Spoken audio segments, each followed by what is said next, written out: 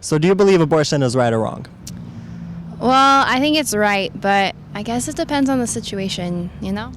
Yeah, okay. So do you believe that it's wrong to kill an innocent human life? Yeah. Okay, so what if I could show you and prove to you that each abortion takes away the life of an innocent human being? If you've ever had a discussion with someone about abortion, you've most likely found that the conversation always comes back to the root question: are the unborn really human beings? Effectively answering this question is fundamental to communicating the pro-life message. So what is the unborn? According to science, there are 5 characteristics essential to human life: 46 chromosomes with unique DNA, cell reproduction, metabolism, growth and development, and reaction to stimuli. At conception, all 5 characteristics are present in the embryo. Well, maybe it's alive, but it's not really human yet. Not human? The simple answer is, according to the law of biogenesis, that each species must give life to members of its same species.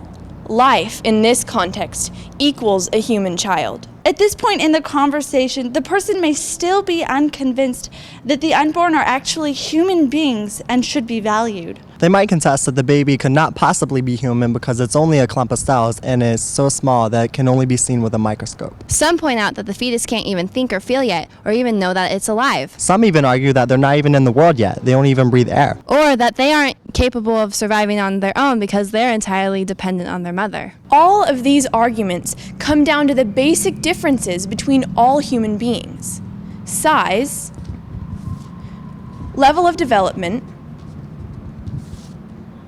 environment, and degree of dependence. Calling the child too small to be human is equivalent to saying that a 4-year-old is not a human simply because it's smaller than a full-grown adult. A young boy at 13 isn't fully developed, but no one would say that they aren't human. In the same way, the unborn is still developing, yet they are still human. The difference between an unborn baby right before birth and a newborn baby is only the distance between the womb and the outside world. The environment changes, but the humanity does not. Most people accept that a newborn baby is human, but it was just as dependent on its mother as it was before birth. The baby is human even while being sustained in the womb. In short, the evidence for the unborn's humanity has convinced doctors and scientists alike. Dr. Alfred Bongiorno, professor of obstetrics at the University of Pennsylvania, stated with confidence, I have learned from my earliest medical education that human life begins at the time of conception. Any interruption at any point throughout the rest of this time constitutes the termination of a human life.